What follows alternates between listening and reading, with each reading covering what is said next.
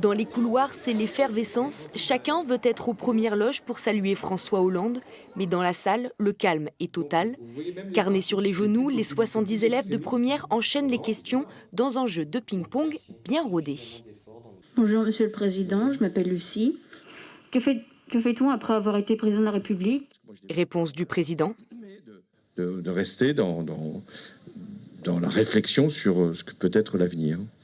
Ce que je fais en écrivant des livres ou en me livrant à l'exercice que je fais aujourd'hui de transmettre. Laïcité, écologie ou Covid, les sujets sont divers. À peine impressionnés, les élèves s'aventurent même sur des thèmes plus techniques comme l'Europe.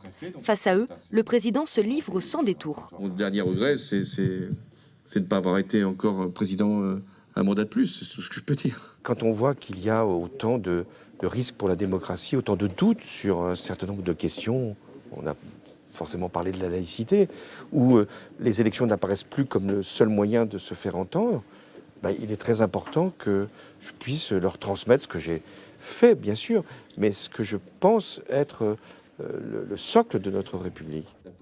Paris gagné pour le président. Après 1 heure d'échange, les lycéens sont conquis. Ça m'a apporté beaucoup de réponses à plein de questions qu'on peut se poser sur la politique, sur les interventions qu'il a pu mener au cours de son mandat. J'avais peur qu'il parle avec des mots compliqués qu'on ne comprenne pas, mais en fait c'était super clair ce qu'il a dit et je trouve que ça a éclairé des points que les profs ils abordent pas forcément.